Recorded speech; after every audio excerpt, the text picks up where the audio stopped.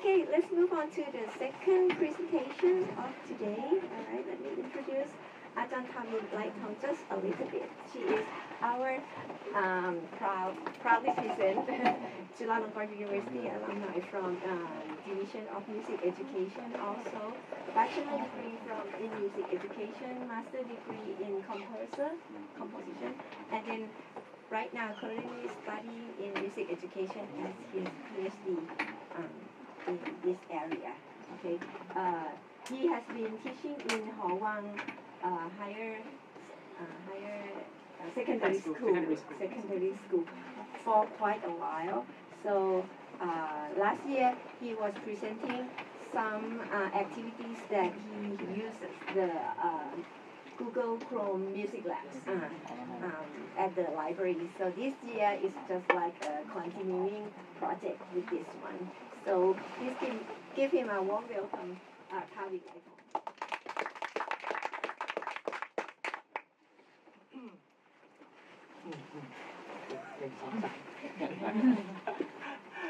So, good morning, everybody. My name is Thawin Laithong, or you can call me Tuk Tap. Okay. I am a PhD student from Chulalongkorn University, and I teach music technology at Thawin Music Academy. Yes, I would like to start from giving you a little brief context that what I am working with. So in Hawang School, we have a music intensive track for students to choose.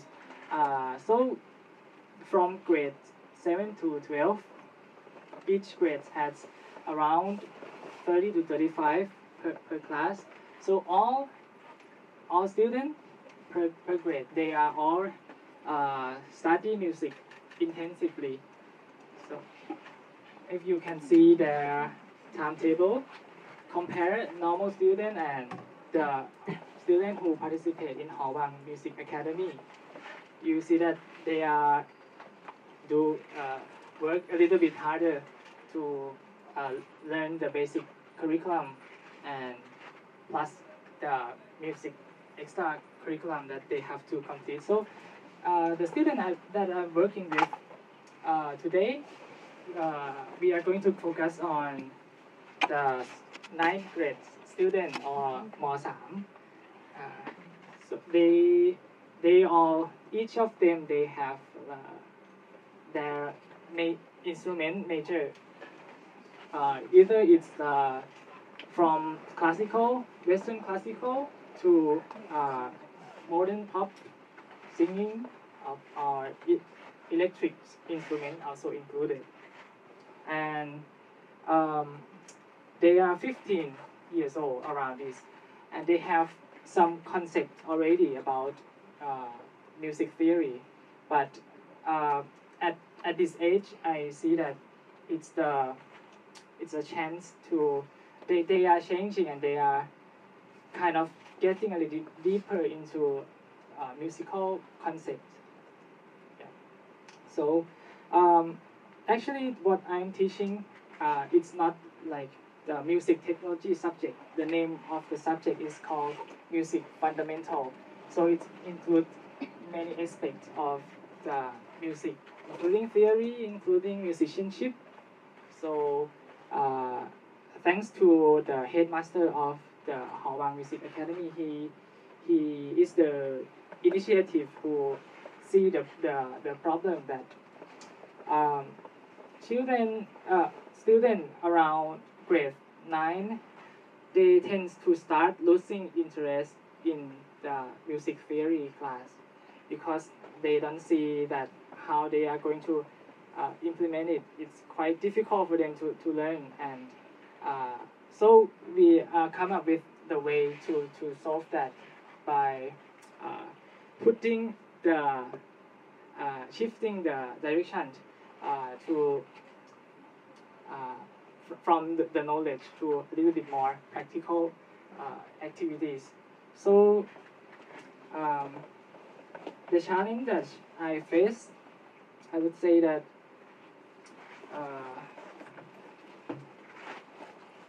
for Thai students, including me myself when I was 15. I can say that they are a little bit fear when they have to take a risk, when they have to do creative tasks or learn new things. Yes, they little bit anxiety when they have to take some risk in the learning. So that's maybe why that they are not familiar with the try and error learning approach, and they can easily get lost when they got assigned, but the task that has the destination but not provide the specific instruction step by step of how to get there. It's quite challenging for them. One of the students even asked me this question: what do I need to know before I can compose music? This might seem like a normal question, but what I see in this is, teacher, what do I need to know before I can compose music? I think to myself that, oh, this means that you are not going to start compose at all if you don't know it. So I can answer them very academical way by use some theory. Speaking to Thai grad students, if you can remember some music theory and you understand it, you can apply it. You will be able to analyze some music, and you can evaluate it, and then you can create it. But it will take you so many years, so long before you start compose. So what if we flip it? If I ask my student, what do you see if we flip it? My student will say, I cannot read it, it's upside down. Yes, but I trust that you can read it. If we start from the same direction, from what is closest to you, if it's possible if we start from creating something and we try to evaluate it by what we already know, and also try to analyze it based on just what you already know. You have to analyze it so deep and then apply it to your understanding, that what is worth it for you to remember. So this is like my thinking when I got this question and I developed into this paper. So I used Chrome Music Lab. I use only 3 software inside the Chrome Music Lab. I will explain later which one I use for what. But Chrome Music Lab is actually been around for a while. But I think that the question is, the tool is very great, fantastic tools to explore music, but the question is, how are you going to use it effectively in your classroom? And that's why we need music pedagogical approach that will help you to answer that. So in this case, I choose Orff Schubert. Orff Schubert is the music pedagogical approach invented by a very big name, one of very big name composer Karl Orff, and he invented many insightful and inspiring way to look at music learning. But one of them that I really like, that is actually the core of the Orff Schubert, is called elemental music. It shows that he's tried to reduce the musical material to be in the most simplest form, to make students be able to express themselves creatively with no border, or with need a lot more time to study theory and or extension of music knowledge before creative. So this is one of his work, the book called Music for Children. Inside it's actually many songs that he composed. It's just the song, no text at all, just many songs. He composed it just to show that how he used the very simple elements of music but still make the music expressive and interesting, still interesting. If we analyze it, we can divide it into 4 groups. One is that melody. Melody is obvious that it's singing part, it's lyrics also come with the melody. And the second part is drone. Drone is just 2 notes, C and G in C. C and G 1 and 5 playing together as a fundamental harmony baseline. Yes, drone. And third part is ostinato. Ostinato is something that's repeatable, some kind of a pattern. It might be more than 2 notes. It can be how much note you want, but it's repeatable, memorizable. That's the ostinato part. And the last part called colors.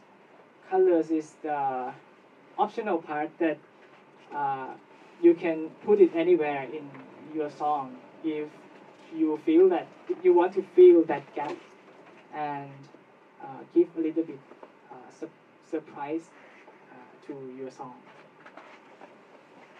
So the question is this space and this space Pro Music Lab plus Orff Schubert. What is going to be like? I think it's quite difficult to answer clearly.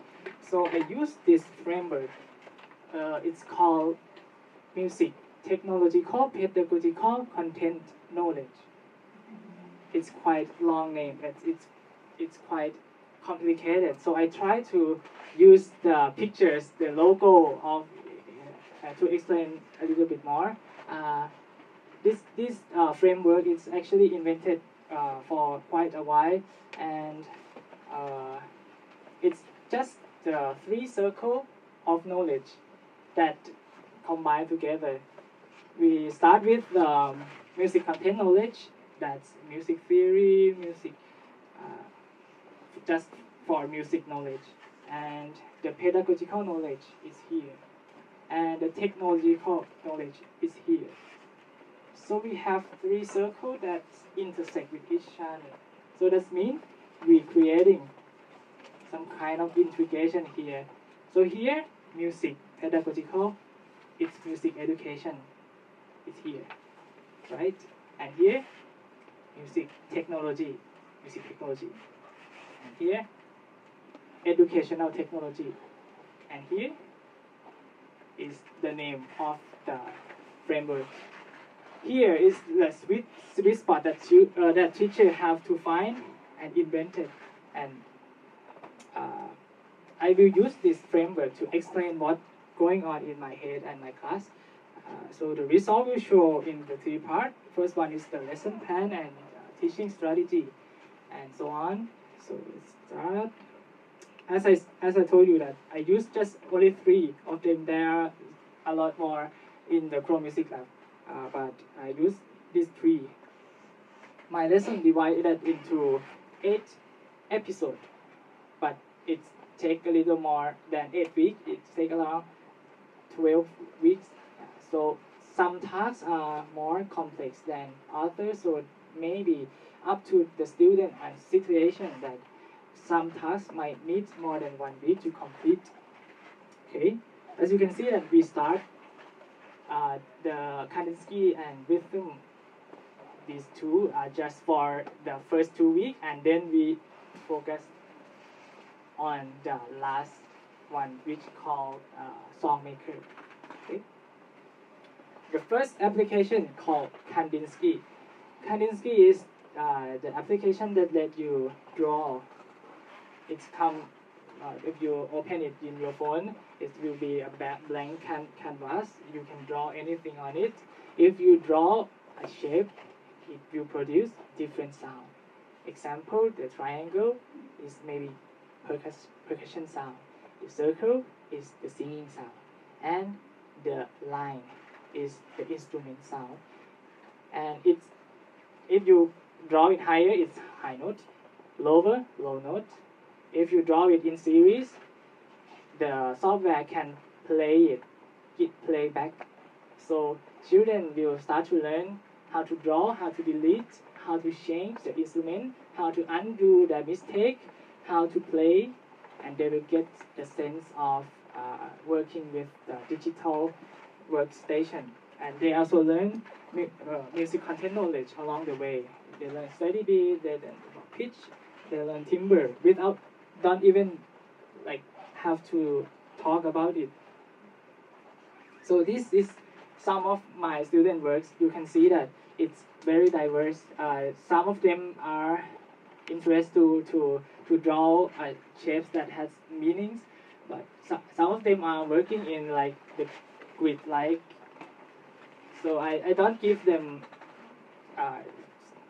specific instruction of how to use it. I just encourage them that it's what it can do, and you go explore. Next, we go on the next software, Rhythm.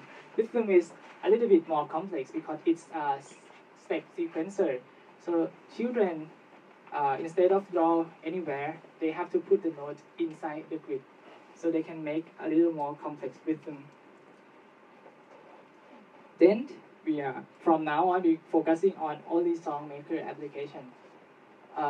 Children will compose the song. At the end, they will compose their own song.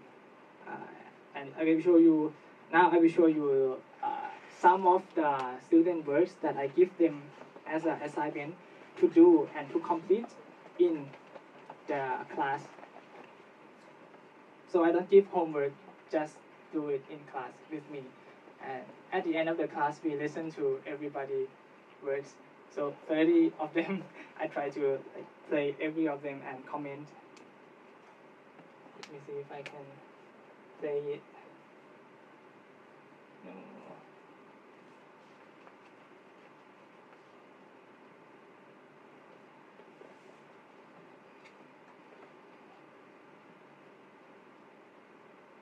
Just a moment.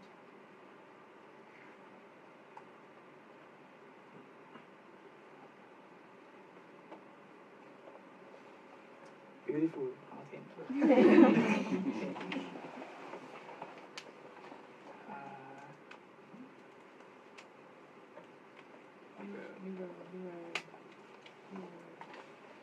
Now you see what I see.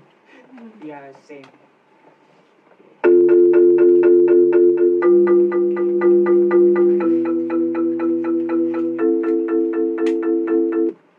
Okay, this is the first assignment that they are doing. I give them the template.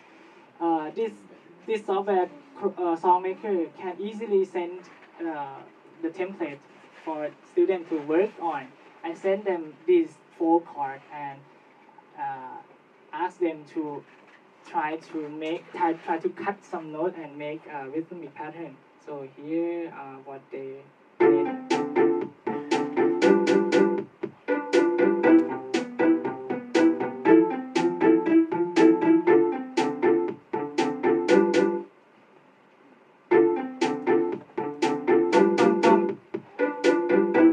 My favorite part of the song, and some goes very interesting.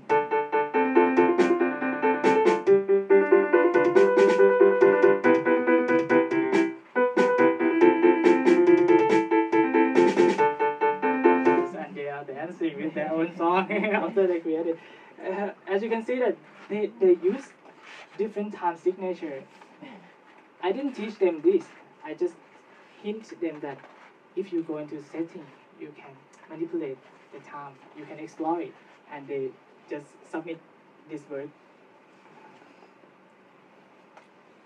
And next, after they learn and familiar with that, I give them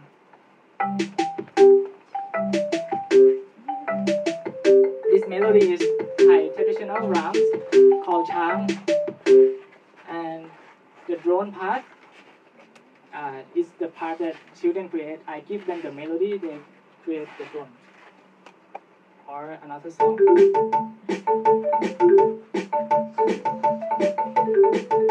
Yes, this is another song called Kangkok Laksa.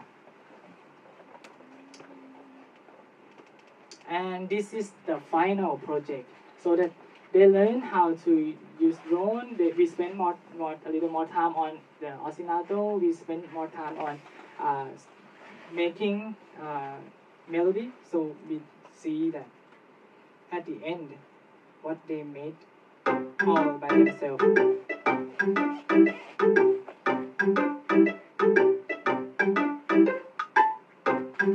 You can see that this is ostinato part. And color. As a little surprise at the end. Some goes very smooth.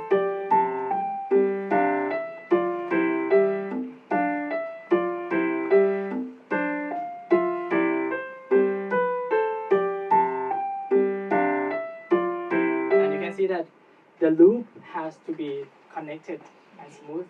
That's what we are trying to do. Okay. Some goes very complex.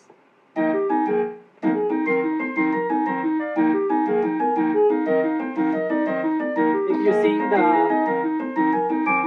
ostinato part,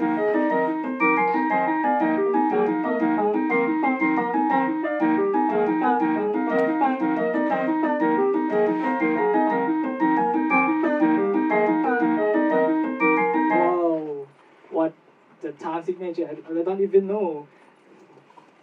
9th student can compose very complex stuff. So this is what happened. My teaching strategy start from teacher demonstrate and let the children practice their skill.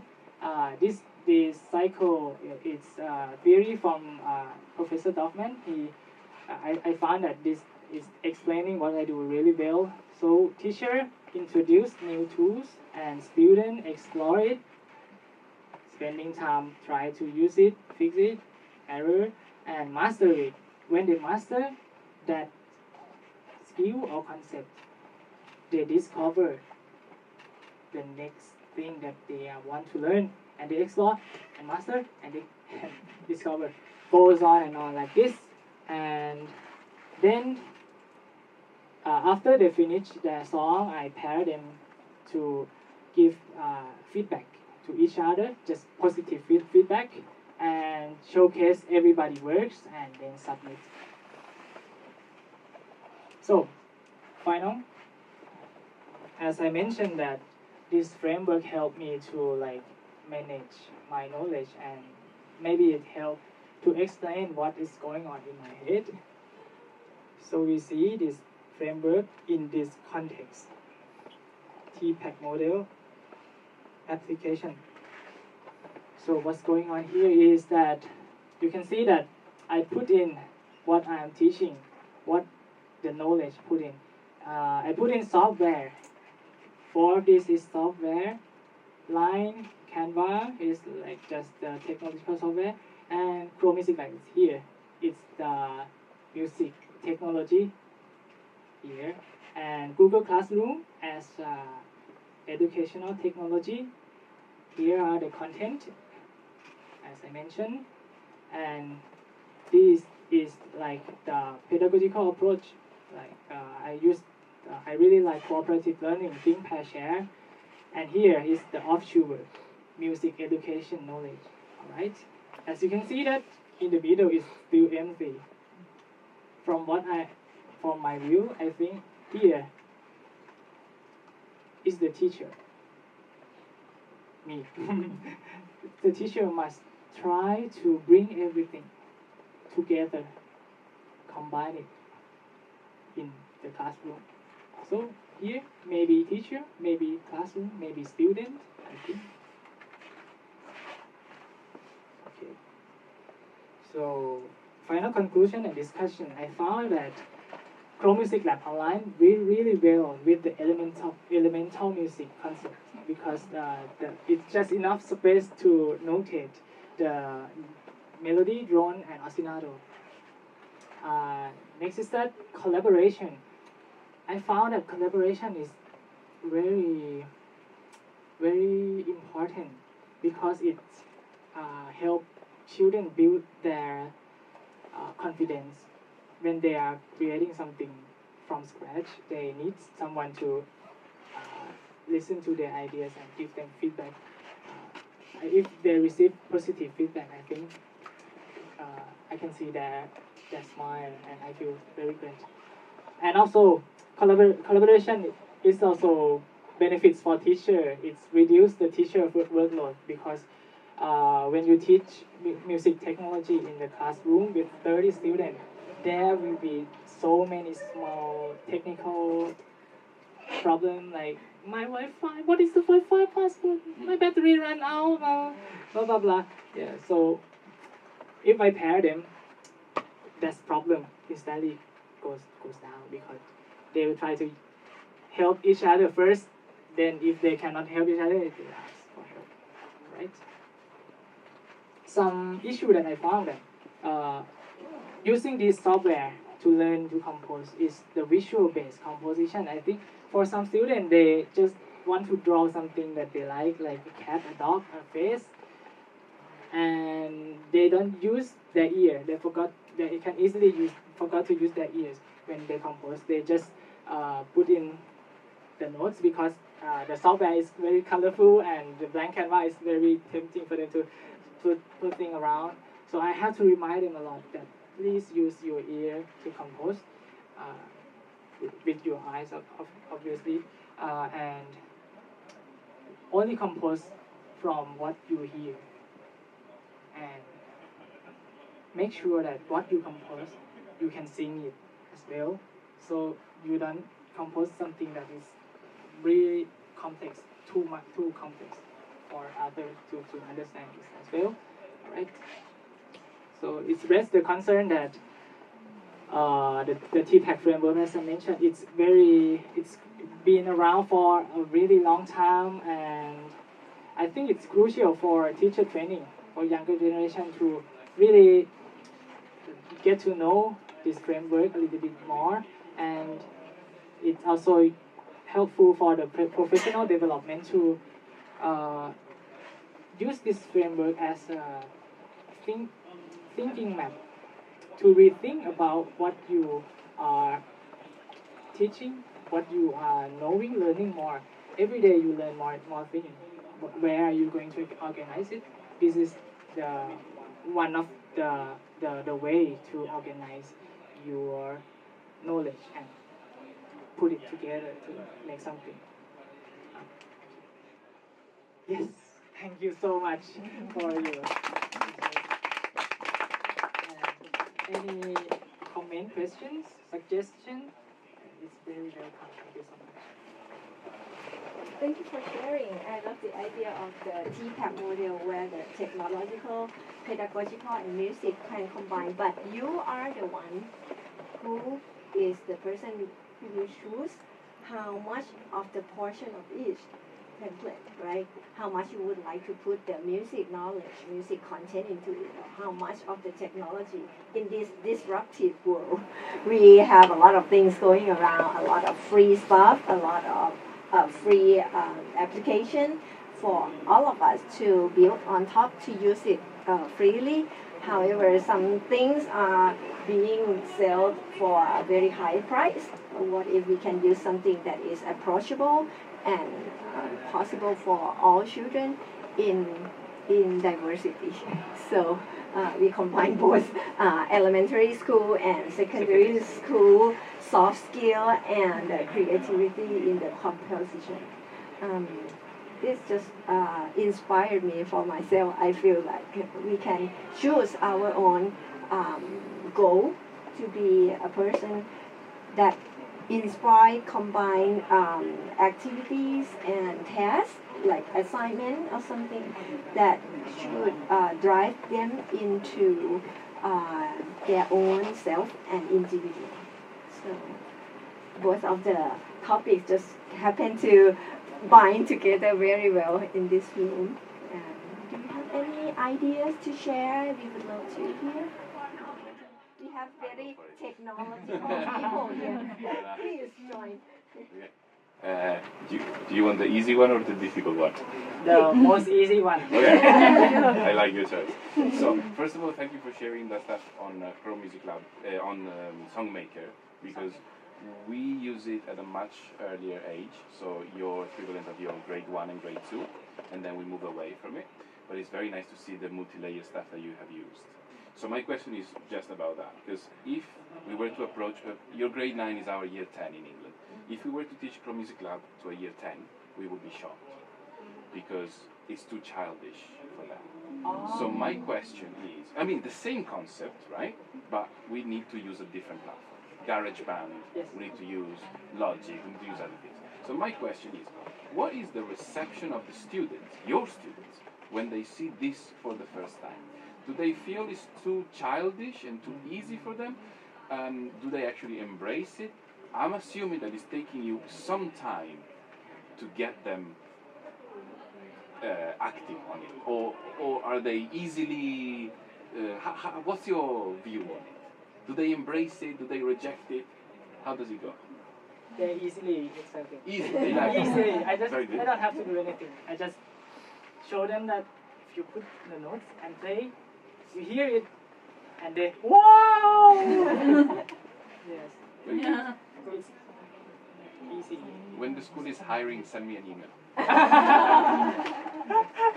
But you have been working with them for quite a while before this program. Yes. So you do them step by step too.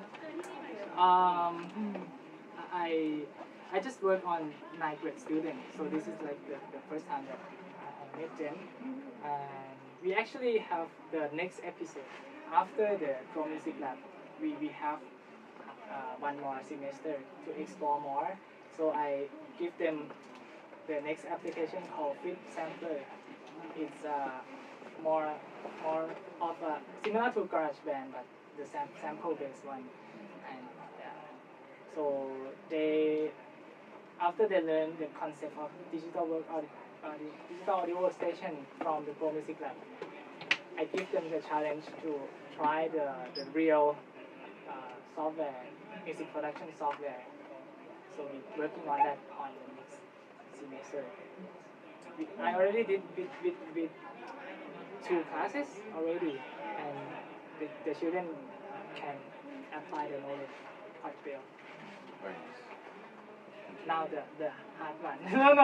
Yeah. You want to ask the act Just kidding. Maybe the hard one we can continue later on. Yes. Yeah. We go to beer when we get the hard one. In the hallway. People from the back, I think people want to join or would you like to ask? As a thumb, would you like to ask? So, if you are hungry, this is about the lunchtime. Okay, both of the presenters will be around for a while if you want to ask more questions. So thank you so much. Enjoy your lunch.